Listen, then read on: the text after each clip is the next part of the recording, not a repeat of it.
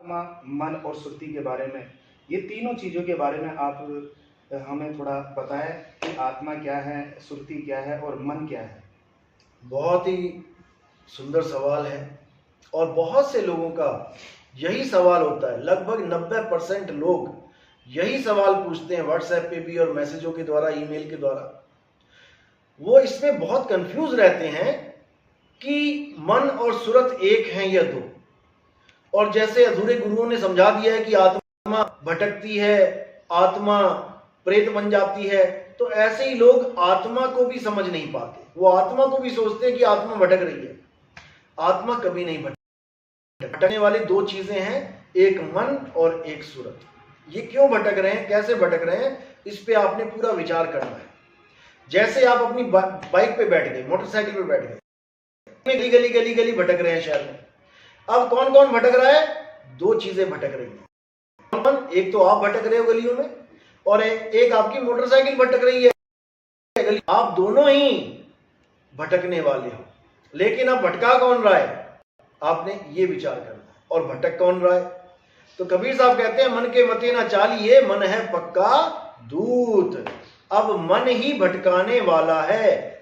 सूरत को कह रहे हैं, मन के मते मत चालिए। अगर तुम्हारे अंदर मन कुछ विचार पैदा कर रहा है, गलत विचार पैदा कर रहा है, और तुम उसके साथ चली जा रही हो, तो समझ लो तुम भटक गई हो। मन तो भटकेगा ही और तुम भी भटक जाओगे। लेकिन कहो कि मन अकेला भटकने चला जाए, नहीं भटक सकता।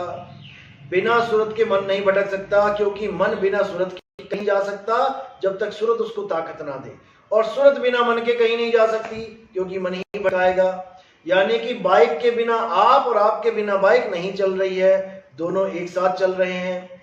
लेकिन भटकाने वाला कौन है? मन। भटकने वाली कौन है? सुरता। अब सुरता और आत्मा में क्या फर्क है, लोग इसको नहीं जान पाते। अब आत्मा का क्या मतलब है? जो अचल है। गुरु ग्रंथ साहब में आता है, आत्मा अडोल ना डोलई। आत्मा अडोल है, कभी डुलती नहीं है। लेकिन सुरत क्या है?